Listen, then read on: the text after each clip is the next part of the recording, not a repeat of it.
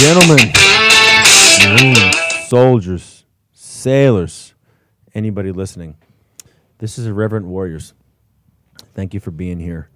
We exist for one reason. We exist to tell war stories in the same manner that we would tell them to each other in a living room with just us, no civilians around, and a lot of alcohol involved. Because here's the thing. Every time a group of vets gets together, combat vets gets together, and tells a bunch of war stories, they tell it with the most disgusting, horrible, inappropriate sense of humor imaginable. And every single one of us loves it. That's the way we tell them. But then as soon as somebody gets in front of a fucking camera on the History Channel, they tell it differently. They speak professionally, and they speak appropriately, and they give the general public what they think the public wants to hear, because they don't want the public to hear about how much they loved combat, or how much they loved killing, or how they made a joke 5 minutes after their friend blew up. They don't think the public wants to hear that, so they don't say it. But the reality is that's what we do when it's just us. So I want to make it clear right now that this podcast and this YouTube show is just for combat vets. Nobody else. If anybody else listens to this show who has not been to combat in a capacity that involves killing other human beings, they forfeit their right to say anything. This is purely for combat veterans, for men who signed up to hunt and kill the enemies of the United States before they killed us. That's who this shit is for. So what we're doing today is we're going to hear a story from one of the baddest motherfuckers I know, from my hero, and much to his wife's and my father's dismay, the love of my life. Sergeant Ryan Loya, everybody. Hey, thanks for having me here, brother.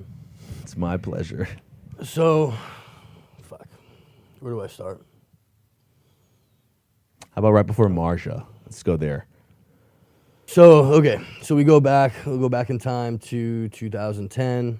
Yep. All right. So preceding Marja. This is a good story. Okay. We'll start off here.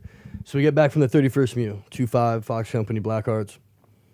And at this point in time in my career, my wife and kids would still be living in Seattle. So we've been doing the long distance thing. Finally did my third pump. Was going to bring everybody down, fap out for a little bit, do my re-enlistment. That was the way things kind of went back then. Yeah. And once I move them down, we get back from post-deployment leave, and Company Gunny Rawls, my old platoon sergeant, calls me down and says, "Loya, take a look at this email." It says, "Fox Company, one company out of the battalion, leaving Afghanistan in 10 days, blah, blah, blah, blah, blah." And I was like, "Ron, you gotta be fucking with me right now. There's no fucking way this is going down. No fucking way. This is a dream come true." He's like, "Oh no, we're fucking going, bro. I've made some phone calls. We're going." I was like, "You son of a bitch." Within a couple hours, the CO called us all into formation. It's like, "Hey, we're leaving in 10 days. Captain Yutt, right? It's Captain Yutt. Yeah. The most chill surfer bro I've ever met in my life. I've never met a Marine officer who looked more like he was constantly smoking marijuana than Captain Yutt. And yet, he was a fucking badass motherfucker. It's outstanding. Continue. Yeah, so he tells us all at formation. Everyone, he's like, if you don't want to go, you don't have to. We're only taking volunteers. Everyone raises their hand. Everyone signs a page. Did anybody not raise their hand? Nobody. The entire company went. Thank God. And then, so I go home, and I look at my wife, and I'm like, "Nah, I'm not telling her." It took me like 5 more days. I went through like the rest of the week and the weekend, because it's still in the back of my mind. I was like, I'm going to tell her this shit. She's going to go fucking sideways. And then it's not going to happen. And I'm going to be divorced and not deployed. So I wait till the week. It's like Monday, we're supposed to deploy on that Friday or like the next Monday. So it was even shorter amount of time. And I was like, Wow. and I get home, I was like, you just have to fucking do it. Quit being a fucking pussy. Just tell her. So I'm sitting in the kitchen. She comes in, and I look at her, and I was like, I got something to tell you. And she's like, what? I was like, it's serious. And as soon as I say that, I can't even hold my bearing. I'm smiling, like about to start breaking out in laughter.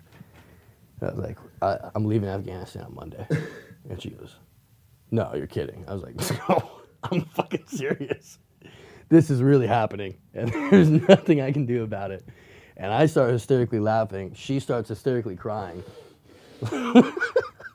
And just grabs her car keys, turns around, and leaves. And I was like, She obviously doesn't love the Marine Corps. not as much as I do, I guess. I don't know. But, so she took off, and I was like, well, I saw that going differently in my mind. I probably shouldn't have laughed it off, like no big deal, but hopefully she'll be back.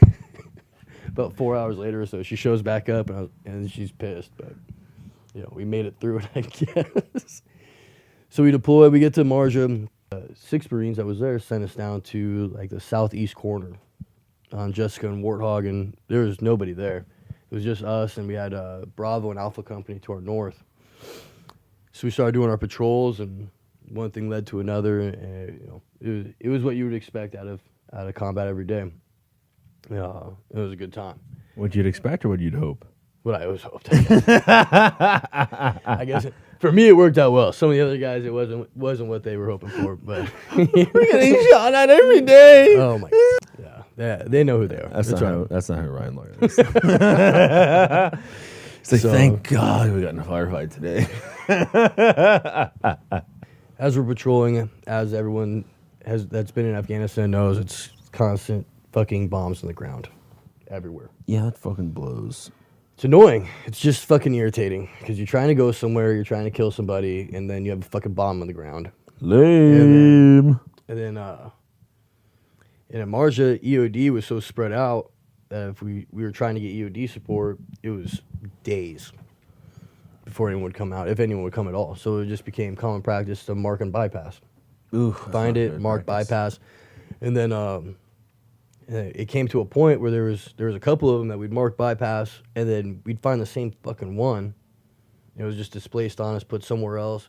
Or we'd mark and bypass, come back, and it was dug up, and there was a hole in the ground there, and it was like, fuck, like, it's only a matter of time Before you step on something you already marked and bypassed. Right, and it's like, goddamn, like, can we get rid of these things? They're just getting replaced on us, pulled up. Like, it's going to happen sooner or later. Like, we're going to miss it sooner or later. Yep. So we had, and this whole story is kind of funny because we got this intel from a family that another one of the compounds in the village across was dirty and had a Taliban weapon cache and blah blah blah blah blah. But I mean, that's perfect We're intel, like, bro. This is Perfect. This is actionable. We're hard hit raid first thing in the morning. Let's do this. We got snipers up. Take the shot in the back window. I breach in, throw the stun grenade, go in, and I throw the stunt. We make entry, goes off, and as soon as I turn the corner, there's a lady holding a baby, pissed herself, standing in a puddle of piss, shaking violently. And I can't help but start laughing. Meanwhile, her son is zip-tied face down in the creek outside. And we find nothing. It's complete tribal beef. They just didn't like each other. There were no guns there. They were perfectly clean. Oh God, they're such good people. I know. I love them. Yeah, that's a good prank. Watch this. I'm gonna tell the Marines Muhammad's a fucking Taliban. And they're gonna fuck up his house. April Fools. As this is all going on, Trujillo, my buddy Pat Trujillo, the sniper team leader, calls me on the radio. Says, "Hey, Loya, I got something up here. It looks like a pressure plate. Like I almost laid on it. It was right in my hide. Come take a look at it." I was like, "Yeah, come up there." I was the assault section leader. Been to a few demo schools at this point. So I come up, take a look. So you obviously know everything about dismantling IEDs. Yeah, obviously. I mean, because all your schools taught you how to blow things up. You know IEDs. I can put them together. which means I can take them apart. Same. Especially as a corporal, this is my mentality, and this makes perfect sense to me. Why not? No. It has nothing to do with the fact that you're a corporal. Because everything that I've known about you in your life, it has to do with the fact that you are Ryan Loya. And you think you can get away with anything. And so when you see an IED in the ground, you think, I could pull that out. Yeah. I can get it. So naturally, yeah. It's just like Operation. You play Operation as a kid, you just can't touch the edges. But it's so scary sticking that little thing in there. So I go up, take a look. It was basic pressure plate. I kind of start finger sweeping around, and I see the wire trace, and I'm like, I'm just gonna keep going.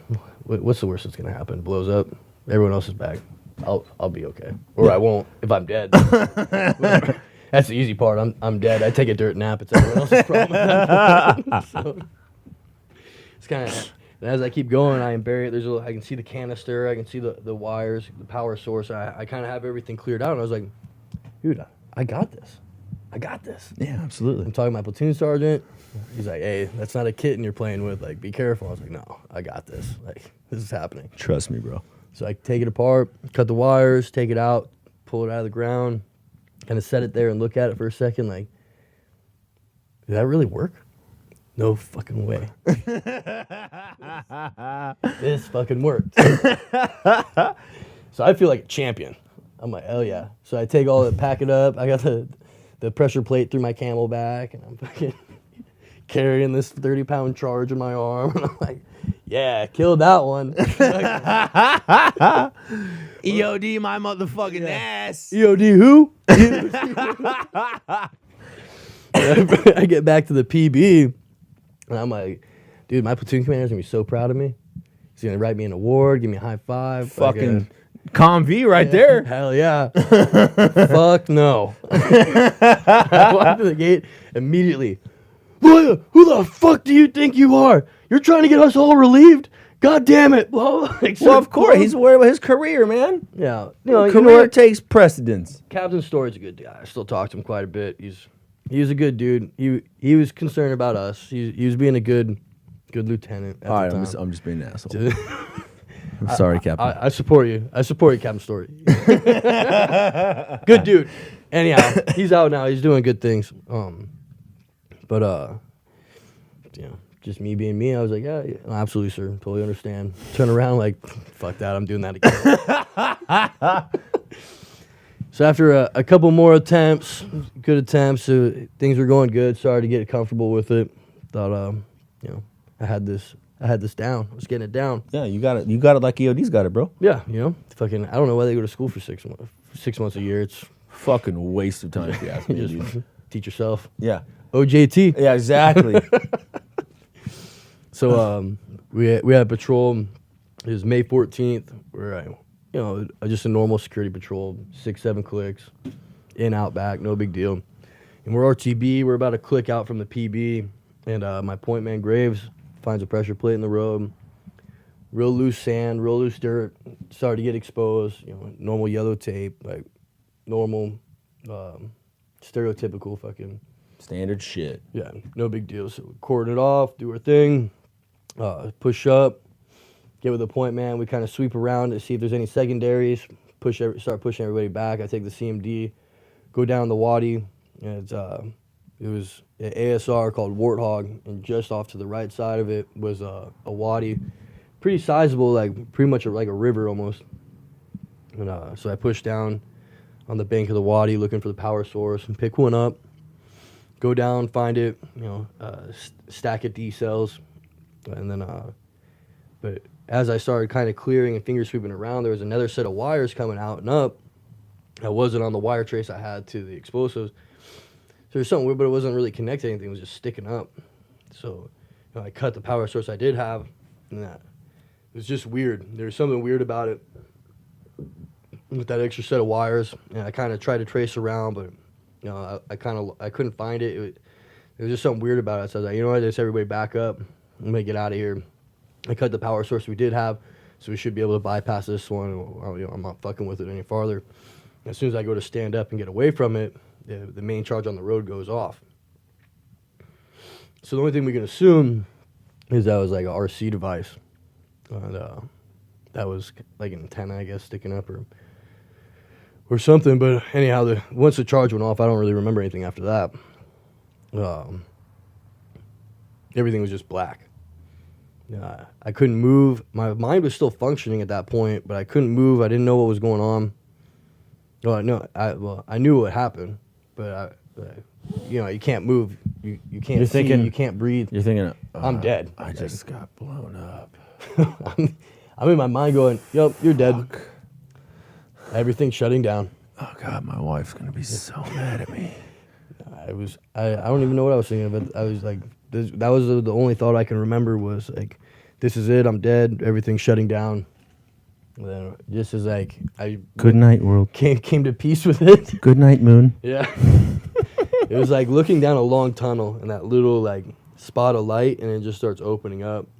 Was that Like- fucking like? Was that heaven? That was it was something. Yeah. But it was great. Like my vision came back, but everything was like a grayish brown. And when I realized it, I was like, "You're underwater. Oh You shit. lived." And I'm like, "Okay, shit. There's no way I still have my legs. I've seen this movie. It doesn't go well. I have friends. Don't look. Just stand up." so I just thought, I just, all right, just go. So I stand up, and I come out of the water, and at this point, I'm like, "Fuck you! You can't fucking kill me!"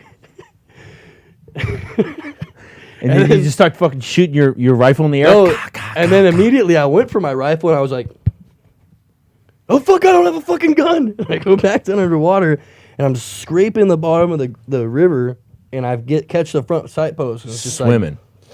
like pull it out of the mud. Fuck, this is useless.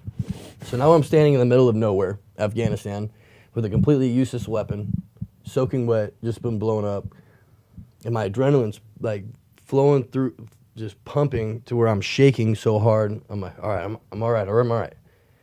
And Sears and Graves, so our squad leader, that was his APL, and Graves were standing off to the side, and they're like, "You good?" And I'm like, "Yeah, man, I think I'm all right." And I tried to take a step, and I'm still shaky. I immediately collapsed. I'm like, Pussy. "Fuck, yeah, total bitch." So they come down, they pull me out. Terrible. I get up to the road. Doc checks me out, and Dittman was our corpsman, and we were close. So I'm like, "Hey, you're not saying shit. Nothing happened. Shut the fuck up. We're going back." He's like, "No, man, you're fucked up. Like, we got medevac." I was like, "No, it's not how this is gonna fucking go right now." My best friend Dick was coming over with his squad, and we all linked up. And I was like, "Dude, we're 1,000 meters away. We're a click away. It's just RTB. We'll get back. I'm gonna be fucking fine." I ended up talking him into it. Yeah, I'm pretty sure he still regrets that to this day. Anyhow, so we get back. Your headaches might not be as bad if your friends weren't such pussies. so easily influenced. Your personality's powerful, bro. I don't know. Even with a fucking gnarly TBI, fucking the force of your personality is real. It's all the Johnny Walker, man. But so we get back to the PB Warcross, and come through the gate, and my Gunny Rawls is standing there. Gunny Rawls, he was my platoon sergeant before, so we're pretty close. I look at him, I was like, "I'm good. I don't want to fucking hear about it. I'm fine." And he reaches across and does this like under my ear, and holds his finger up, and it's covered in blood. He's like, "You're not fine. You're fucking leaving." Just scratch. And I was like, "Okay, I guess I can't argue with that." So they call a medevac in, and I spread load out my shit that the guys need, and grab my personal effects that I have in my tent while I'm waiting for the heal. And it dawns on me, I was like, I can call Taylor before I get medevaced on the sat phone. I can totally cover this up. So I'm Who's Taylor? my wife. Okay, well, so my wife's name's Taylor. There you go. And so I grab a sat phone. I'm looking at my best friend Ken, Dick, and I'm like, "Hey, Ken, if I don't get a hold of her, call her until she answers and tell her I have an ear infection or that I'm sick. I got malaria. And I had to go to the hospital, but I'm fine. So whatever Quantico tells her is completely fictional, completely disregarded. Not important. Yeah, dude. Headquarters Marine Corps. They don't know what's going on. Yeah, Man. no, just ignore them. And Dick, knowing my wife, is like, "You're fucking high." I'm not lying to her. She'll kick my ass. All right. So I'm like, dude, you're a real pussy. Like, Thanks for being a bro. you're a shitty friend right now. Luckily, I got a hold of her first try, and I'm talking to her, and I was like, yeah, Helo's coming. I got to go get checked out of the hospital. Something happened. No big deal. She's like, well, what happened? I was like, yeah, it's an ear infection. No big deal. Like, that's the first thing. Like, my ears are ringing, everything hurts. So it's the only thing that comes to mind. It's like, my ears hurt. It's an ear infection. If I'm bleeding profusely out of both ears, it's probably a fucking nasty just ear infection. Yeah. Like a sinus. Got it. Yeah, allergies. Yeah. Mostly allergies. So she's like, oh, okay, all right. I was like, so don't worry about it. The Marine Corps might call you, say some shit, like just disregard, no big deal. I'll call you from the hospital, be fine. So I get the Leatherneck, spend a few days there. I think it's about a week or so, a few days to a week until I can fly to Germany. Get to Germany, and that's the first chance I have to use a phone again. And I called Taylor, and I'm like, hey, I'm in Germany. Things are a little worse than I thought, and she's like, just shut up. Shut the fuck up. They called you, they called me, and they called my dad. My father. So she would have said your father. I was like, okay, so what'd they say? That you got blown up and pulled out of a fucking river and that you have a TBI. Like, complete bullshit. That was somebody else. I was like, I minimized a little bit. I'm fine. Like, you're not fucking fine. You're in Germany. Like, well, they said you get a plane ticket to come here. You want to come visit me? You want an excuse to go to Europe or what? Like, trying to do us all a favor here. It's a party in Berlin. Yeah, fuck it. Go visit Auschwitz, some castles, like, whatever. So, spend a couple weeks there, get back to the States and everything's, do LIMDU for a year, go to division schools, and wait some time out. I had to miss the 31st MEU. Oh, that's a bummer, dude. We had a good time. Fucking bummer. But oh well. Yeah. I'll live. But made it back to Muscala in 2012, and everything's been good since. So, Nice. What are you gonna do? So that's the end of his part of the story. Now it picks up my part. Fast forward 2012. He's already fucking been a badass. He's blown up, denied medevac. Just fucking should have zigged instead of zagged. He got a name for himself. So now I'm a fucking platoon commander with my second platoon, and He was so cute as a lieutenant. Such a cute little guy. I was a little overbearing, maybe. You were excited. I was just happy to be there. Okay, I was fucking stoked to be in the grunts, and then Sergeant Loya comes to the platoon, and my company commander is like, "Hey, you're getting a new sergeant, Sergeant Loya.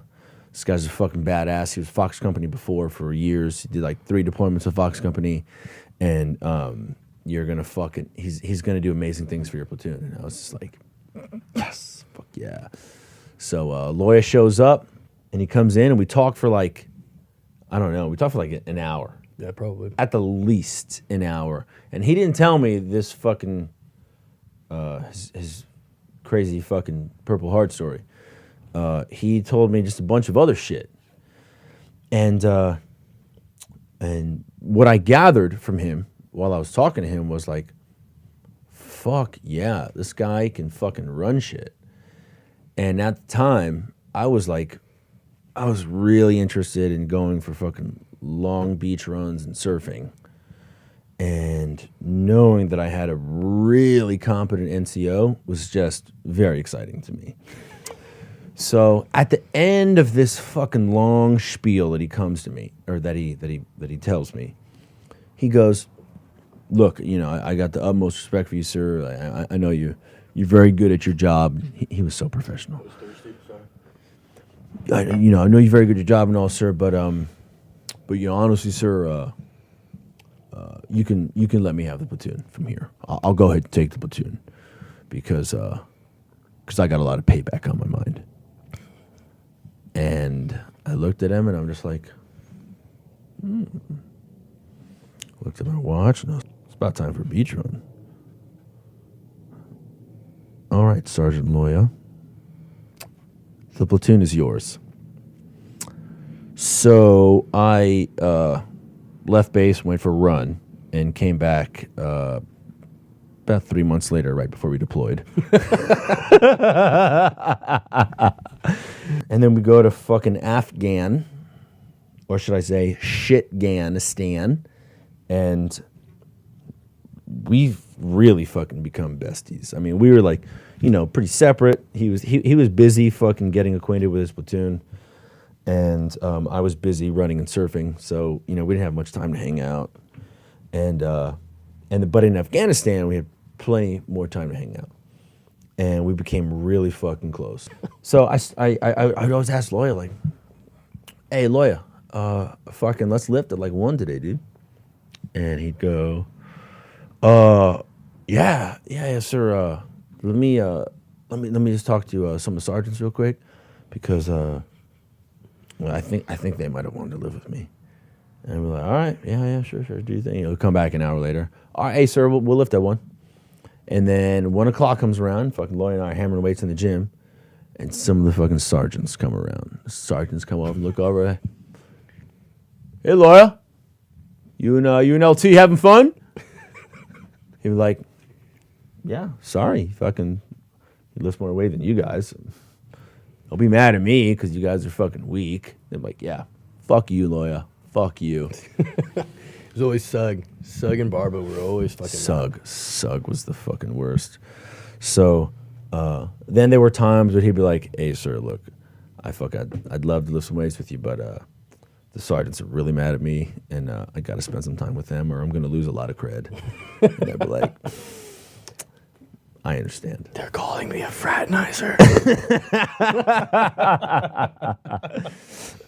So I'd see him lifting weights with the sergeants, and I'd be like, hey, Sergeant Loya, what's going on, man? You lifting weights with the fucking little guys today? And he'd be like, yeah, sir, just hanging out with my boys. What he didn't know is I'd turn around and be like, you guys are fucking embarrassing me. We're supposed to be fucking enlisted, and the pussy-ass lieutenants are lifting more weight than you. God damn it. The lieutenants are calling us pussies. That's fucking unacceptable. How the fuck do you sleep with your son? Piece of shit. So, anyways, bottom line is, because Sergeant Loya is fucking badass, we became besties throughout our time serving together.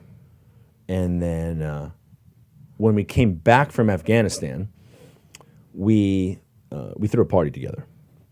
And we talked about this party For months. So Loya and his beautiful wife and 2 beautiful daughters are in this hotel room. And I've got about 30, 35 friends on the grass right outside their hotel room. And then it very quickly spilled into their hotel room and their bathroom and kitchen and so on. And next thing you know, I got a bunch of my girlfriends from college taking turns watching his daughters, because Ryan and Taylor are heavily intoxicated, and taking turns going out on the power boat that I rented, and you know, jet skiing and tubing and everything.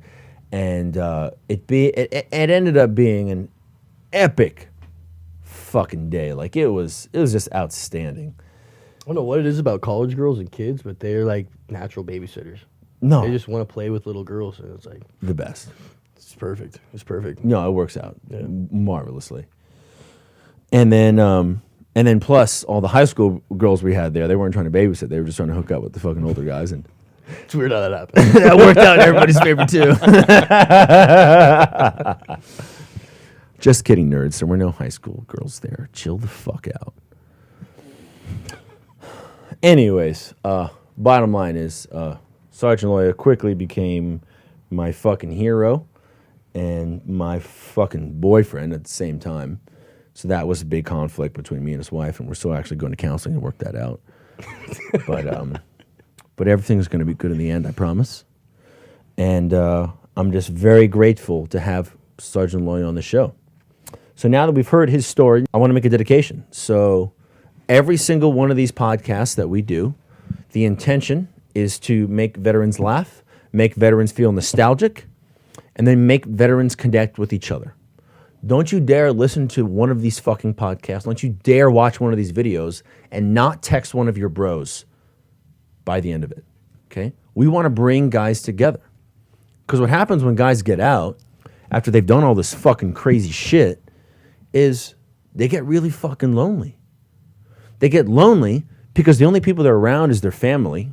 Their wife can't relate. They don't know what the fuck they did. Even if their life was in the military, their wife was not a grunt in combat, hunting fucking scumbags and being hunted. Their kids don't understand. Their civilian friends don't understand if they're going to school, if they got a civilian job, doing whatever. So the only people that they can connect with who really relate and understand what they're doing are other veterans. But if they're not around them, if they're not in constant contact with them every day, it can get very lonely. And all the fucking weird shit that they have going on inside, deep down in here, it just eats at them. It's like a demon inside, a demonic parasite inside. It fucking eats at them. And then one day, they're like, you know what? I need to fucking waste this parasite. And these guys are like, yeah, fucking finally I get my up close CQB kill. And that fucking CQB kill is themselves. Because if they kill themselves, they kill the parasite. They kill the demons. And that's fucking not acceptable. And that doesn't have to happen because all they fucking need is to talk to the bros who relate to them. And I use the word bros very seriously because it's the bros who understand. It's the men who understand because it's only the men who are out hunting. It's important for every man who's been a warrior. And we're Marines, so we have a special bond. But any branch of service, it doesn't matter your branch. If you've been a warrior and if you've hunted the enemies of the United States and tried to kill them before they kill us, you understand a very, very, very special and different part of life that nobody else will understand. So, this podcast is dedicated to Ryan Loya's very good friend and his squad leader, Jeremy Sears. We lost him this last fall or winter. Close friend of mine, great Marine, great leader. Learned a lot from him. He left a wife and family, sister and mother behind. Would have never saw that coming. But the important it's become an epidemic between 5th Marines, the entire regiment. We've lost a lot of brothers this year. And we've all had our struggles. I know I've had my own personal struggles, and we got to band together. We have to find each other. We got to call each other and find ways to find networks of getting all of us together. So there's always someone to reach out to, and I don't care what branch you're in. If you want to talk to another brother, you can find me on Facebook or any of the media, the social media sites. Or Danny, and get connected with some help. So, our dedication today is to Jeremy Sears, who fucking killed the demons not too long ago. And now I have a call to action. Because this shit isn't for nothing. This shit is not just to make veterans laugh and feel nostalgic, but it's to make veterans get together. So anyone who's listening, any combat veteran, I don't give a fuck who you are, where you're from, I want you to text this to your bros right now. Pull your fucking phones out. Stand by to copy. Hey, baby, I miss your fist in my ass. That's it. Text it right now. Fucking nailed it. If you feel weird texting that, then I'm sorry, you're not a fucking grunt. You're not a grunt. Sorry, you're not. This is for fucking combat vets. Every combat vet loves their buddy's fists in their fucking ass. Okay? This is universal among warriors, from fucking modern day Marines, Rangers, SEALs, fucking Delta, whoever, all the way back until the beginning of time. I mean, I'm pretty sure the fucking gorillas and the apes, I mean, they fist each other back in the day. They still fist each other in the Sure. zoos. Yeah, I was gonna say I'm pretty sure they still do. Yeah. I think that's like a thing, a gorilla thing. No, absolutely. Absolutely. I actually watched some gorilla porn the other day. It's fucking science. Can't argue it. You can't argue. It's anthropological. It's sociological. And, oddly, it's human now. Go figure. But that's the way it is. So anyways, guys, thank you very much for listening to Irreverent Warriors. Thank you for watching if you're watching it on YouTube. We're going to be back with new Irreverent Warriors video and podcast every week. And I'm going to have a new badass motherfucker from any branch of service get on here and tell his fucking gnarly-ass war stories with a smile. The same way that he would have told the war stories to a living room full of his friends back at home. And that's what we're here to do. Because this is only for warriors. This is only for combat veterans. If a combat veteran or warrior wants to comment on this, or wants to criticize, absolutely, by all means, bring it. I want to hear it, and I want to make this better. But if you haven't served, if you haven't actually been to combat and been to war, then keep your fucking trap shut. Because you have absolutely no audacity to comment on the things that we did and the things that we've seen, nor the way we're allowed to talk about what we did and what we've seen.